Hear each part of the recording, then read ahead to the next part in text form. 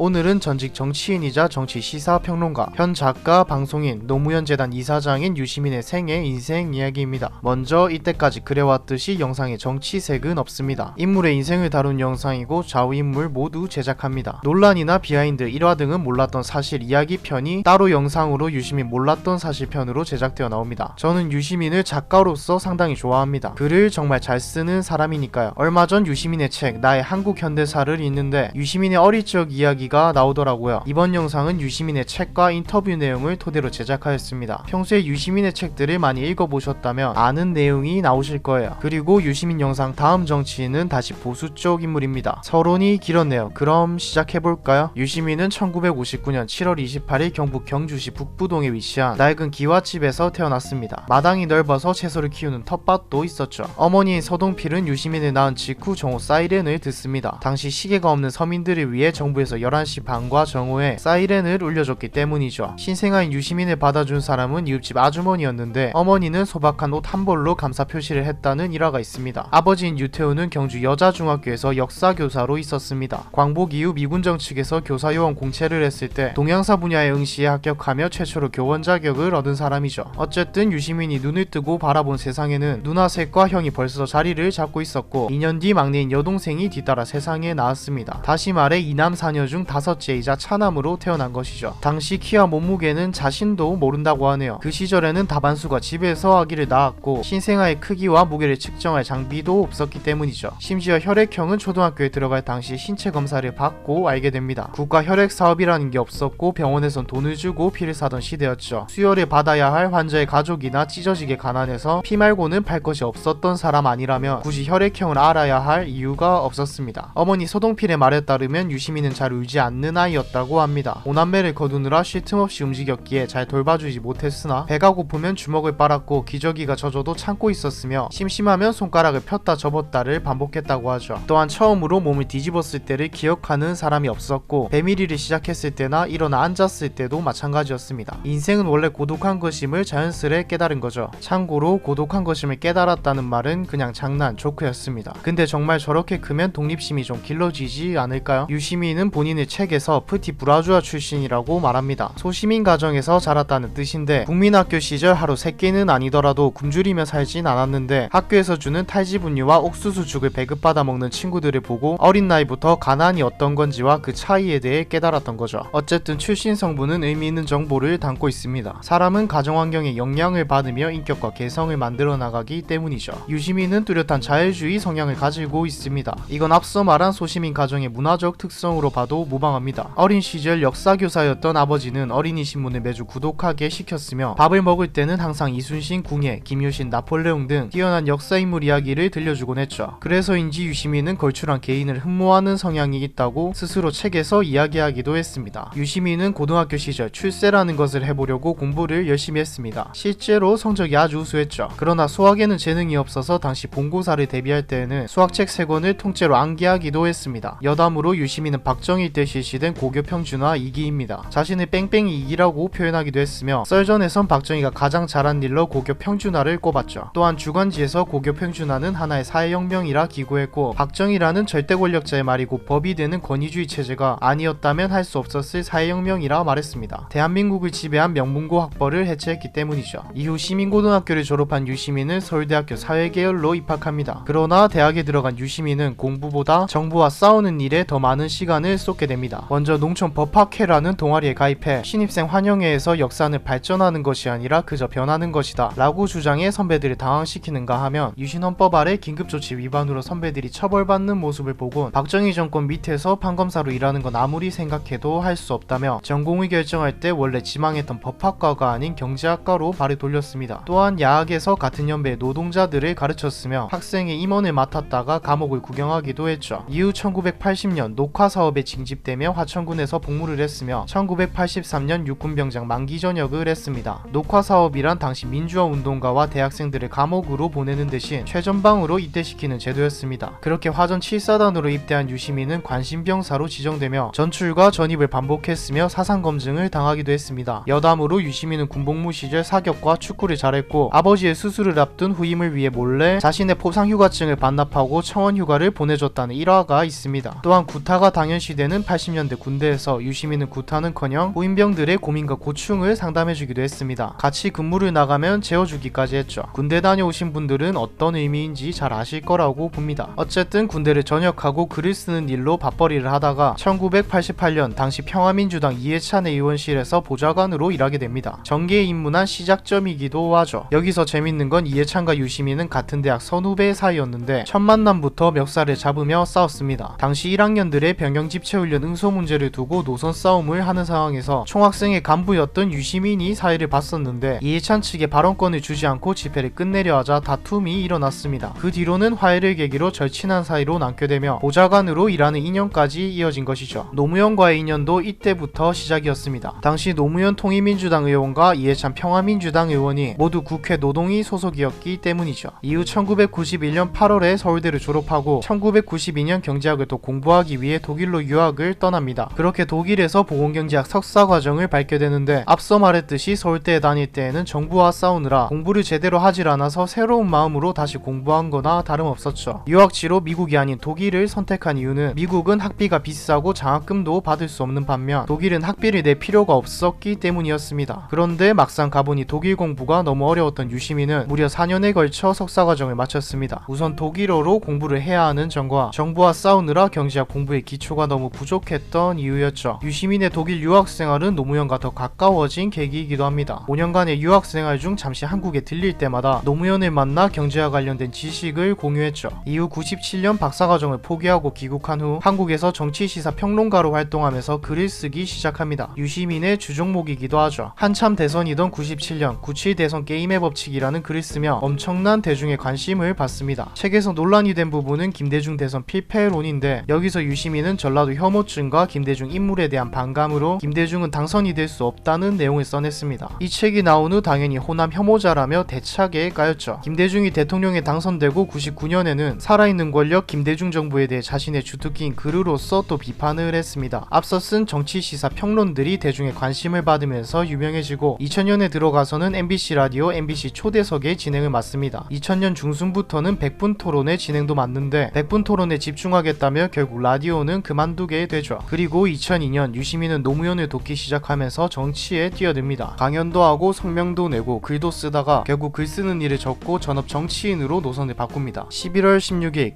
개혁국민정당이 정식으로 출범했고 유시민은 당대표가 되었죠. 노무현이 대통령에 당선되고 난 후 2003년 제16대 국회의원 선거에 출마합니다. 이 과정에서 잡음이 꽤 있었는데 어쨌든 국회의원에 당선되어 본격적인 정치인의 길을 걸어갑니다. 얼마 전 류호정이 국회에 분홍색 원피스를 입고 나와서 논란이 된 적이 있었죠. 사실 국회 복장 논란의 원조격은 유시민입니다. 국회의원 선서를 하는 첫날 백바지에 티셔츠라는 복장으로 참석해 난리가 났었죠. 지금이야 류호정이 원피스를 입고 온 것이 잠깐 반짝할 뉴스였지 큰 논란은 아니었으나 유시민 시절에는 이게 도저히 말도 안 되는 일이었기 때문에 유시민이 선서를 할 때 다른 의원들이 그냥 나가버립니다. 그 후 정장을 입고 와서 선서를 함으로써 끝이 났으나 지금의 유한 유시민의 모습과는 달리 그때는 상당히 사나웠기 때문에 싸가지 없는 좌파의 상징이 되었죠. 개인적으로 지금의 모습이 더 보기 좋네요. 2003년 1년 뒤 열리는 총선을 앞두고 열린우리당이 창당됩니다. 유시민은 주요 인물 중 하나였고요. 지금도 진중권이 현 정부 그리고 유시민과도 각을 세우는데 사실 이때부터 진중권은 잦은 비판을 했습니다. 대표적인 게 선거에 눈이 뒤집혀 그깟 몇 석 더 얻으려고 지지자들 불쌍하게 앵벌이나 시키는 게 바로 열린우리당의 꼬라지라는 글이었는데 유시민이 이에 반응하면서 진중권이 더욱 유명해지는 계기가 되었습니다. 2006년 유시민은 노무현 정부의 보건복지부 장관이 됩니다. 독일 유학 시절 보건경제학을 전공했었으니 적임자이긴 하네요. 이때 1년 4개월 동안 장관직을 했었는데 임명부터 재직까지 욕도 많이 먹고 논란도 많았지만 결과적으로 장관으로서 평가는 좌우를 막론하고 상당히 많은 일을 하였고 잘 해냈다는 평가를 받습니다. 참여정부 말기인 2007년 지지자들과 열린우리당은 말 그대로 초상집 분위기였습니다. 노무현의 지지율이 10% 아래로 떨어지면서 친노를 중심에 둔 정당인 열린우리당도 망해가고 있었거든요. 결국 열린우리당은 망하고 대통합 민주신당이 만들어집니다. 친노 중심이 아닌 말 그대로 진보 세력이 대통합해서 만든 거죠. 지금도 당이 생겼다 없어졌다 합쳤다 흩어졌다 하는데 별로 달라진 게 없어 보이네요. 그리고 대통령 출마를 선언하는데 여기서 흑역사가 많습니다. 이건 몰랐던 사실편에서 다루어 보고 결과적으로는 중도에 사퇴하고 이해찬을 지지하며 끝이 납니다. 다들 아시다시피 이제 진보는 야당이 되었습니다. 이명박이 대통령에 당선되고 친노 세력은 붕 떠버리고 해버리죠. 그리고 18대 국회의원 선거에 출마를 하는데 2번이나 국회의원을 했던 지역구인 덕양을 등지고 대구에 출마를 합니다. 이때 상대가 현재 국민의힘 원내대표를 하고 있는 주호영이죠. 아예 승산이 없었던 것은 아니었습니다. 주호영은 이명박 대변인을 지냈던 친이계 인물인데 당시 대구는 박근혜를 지지했었거든요. 대선 경선 과정에서 서로 대통령 선거 이상으로 네거티브를 했기 때문에 주호영에 대한 이미지가 대구에서 그렇게 좋지는 않았습니다.